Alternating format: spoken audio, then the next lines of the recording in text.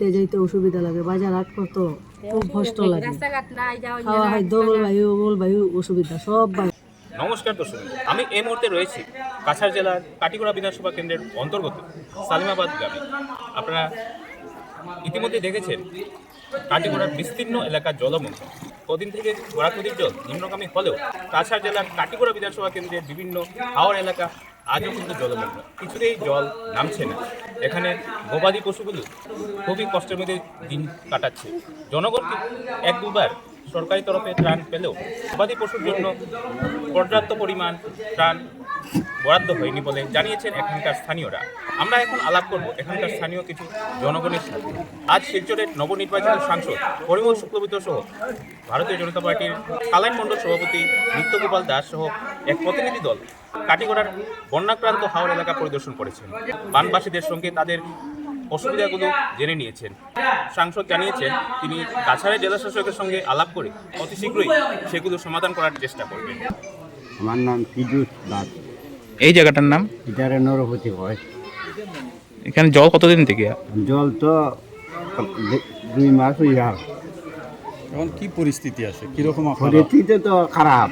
হ্যাঁ, আমরা তো আপনার ঘর থেকে বাইরেবার কোনো ব্যবস্থা নাই। আচ্ছা, খাওয়া খাটা তো আর কোনো রকম আছে আর কি, 4 টাকাইয়া রিলিফ একবার পাইছিলাম তো, মাত্র একবার নেই। দিছে তো। আপনারা ঘর থেকে বাইরে যাওয়া আসা এরকম এইরকম তো দিকদারি, তো বাইরে যে যাইতেন না ফের জলের উপরে যাইতেন কীরকম। এখন সবের ঘরে তার নৌকা নাই, নৌকা ছাড়া কোনো উপায় নাই বেরিবার করতে, এরকম পরিস্থিতি আর কি। আমরা এই নয় জল তো জ্যৈষ্ঠ মাসের ধরুই আমরা জল বাড়ি ঘরে জল, আমরা খল গরু রইতে বাসায় এলেছে, তারপরে গরু কতবার আনতেছি কতবার নিতেছি, লাল মাটি দিয়ে রাখতেছি, ঝাড়মুনি দিয়ে রাখতেছি, থাকতাম পারি না ঘরে তো ডেবে একদম তোমাদের। কত পরিবার এরকম ক্ষতিগ্রস্ত? পরিবারের মানুষ করতে খালি ঝাড়মুনি দিয়ে দেয়, খালি রাটা দিয়ে রাখতেছি বাড়ি ঘর, একটা মনে হয় না আমরা ডেবে বাতাসে আহলে রাখে না। তখন আমরা গুছলা করে কি অবস্থা, সবাই আমরা চলাফেরার দিকদারি। এখন আমরা যে কষ্ট করি আমরা থাকি কেন, ওই তো আমরা এই সামনে এই পাশে দাগলা বাড়ি, তো এখন এই বাড়ির মাঝে আইতে যাইতে অসুবিধা লাগে, বাজার হাট করতে খুব কষ্ট লাগে, খাওয়া হয় দোল বায়ু অসুবিধা, সব অসুবিধা। আমাদের কাছাড় অঞ্চলে বিভিন্ন জায়গায় আপনারা সবাই জানেন যে প্রাকৃতিক দুর্যোগে প্রচণ্ডভাবে আমরা বন্যায় ক্ষতিগ্রস্ত হচ্ছি, কষ্ট পাচ্ছি। এই ক্ষেত্রে কাঠিগড়া অঞ্চলে এই নিয়ে তৃতীয়বার ফ্লাড এসছে। প্রথম 2বার যখন ফ্লাড হয়েছে তখনও আমাদের দলের পক্ষ থেকে আমরা বিভিন্ন অঞ্চলে গিয়েছি, মানুষের পাশে থাকার যে ব্যবস্থা, এই ব্যবস্থার সঙ্গে সরকারের সঙ্গে আমরা একমত হয়ে কাজ করেছি। এবারও যেহেতু আমি এখানে নির্বাচিত সাংসদ হিসাবে শপথ নেওয়ার জন্য পার্লামেন্টে গিয়েছিলাম, তৃতীয়বার ফ্লাডে আমি প্রথম আজকের দিনে এখানে এলাম।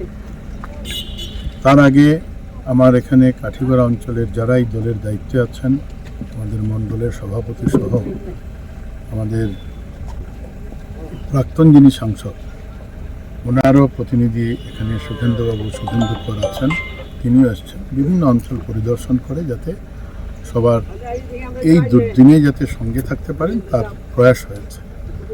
আমি গতকাল এসে আজকের দিনে এলাম। এখানের কয়েকটা অঞ্চল আমরা পরিদর্শন করেছি, কয়েকটা রিলিফ ক্যাম্প ইত্যাদিতে আমরা গিয়েছি। সরকারের পক্ষ থেকে যতটা সম্ভব করা হচ্ছে এবং জনসাধারণ যারা ভুক্তভোগীরা আছেন তারা বলছেন যে আমরা এই মুহূর্ত পর্যন্ত 2টা ইনস্টলমেন্টে আমরা আমাদের যা প্রাপ্য রেশন বা রিলিফ এগুলো আমরা পেয়ে যাচ্ছি। আমরা তৃতীয়বারের জন্য ডিসিকে বলবো, বা তারপরও যত তাড়াতাড়ি ফ্লাড যায় রক্ষা, কিন্তু তারপরও যেটা প্রয়োজন, এই প্রয়োজনে আমরা সরকারের সঙ্গে কথা বলবো। আজকের দিনও ডিসির অফিসে রিভিউ মিটিং আছে। তো এই ক্ষেত্রে সবচাইতে যেটা সমস্যা এই মুহূর্তে আমরা লক্ষ্য করছি যে যারা গৃহপালিত জন্তুরা আছে, বিশেষ করে আমাদের গরু মহিষ ইত্যাদি, তাদের ফডারের প্রবলেম। তারা বিশেষ করে যেহেতু এটা হাওর অঞ্চল, এই অঞ্চলে গরু, মহিষ, ছাগল ইত্যাদিকে অন্যত্র শিফট করা সম্ভব হবে না।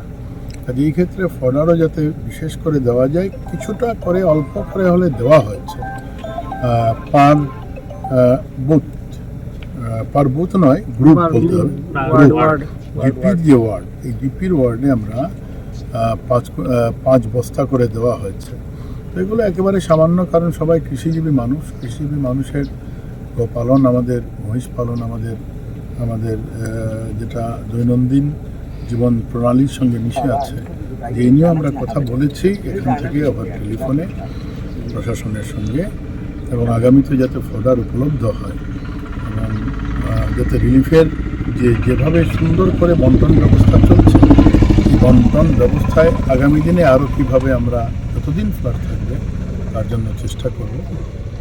এখানে এসেছি, আমার দলের পক্ষ থেকে সবাই এলেন, আর আমরা দলের হয়ে সবাইকে আশ্বস্ত করে এসেছি যে কোনো সুবিধা অসুবিধায় যাতে দলের সঙ্গে সম্পর্ক রাখলে আমরা সরকারিভাবে হোক, দলীয়ভাবে হোক, যাতে আমরা লোকের পাশে দাঁড়াই। কথা প্রায় এই অঞ্চলে আমরা যে জায়গায় গিয়েছি প্রায় সব জায়গায় সুইচ গেটের কথা বলা হয়েছে।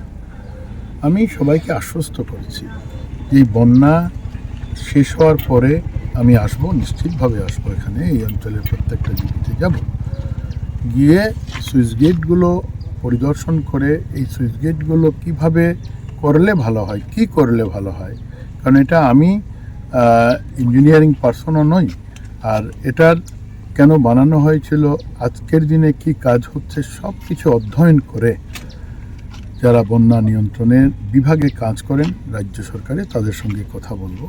ঠিক এইভাবে আরও কিছু সমস্যা আপনারা দেখেছেন, অনেক সাংবাদিক বন্ধুরও বাস্তবকে উপলব্ধি করার জন্য তারাও ছিলেন, কাজেই তারা নিজেও দেখেছেন যে এখানের মানুষের রাস্তা নেই বললেই চলে, মানে নেই।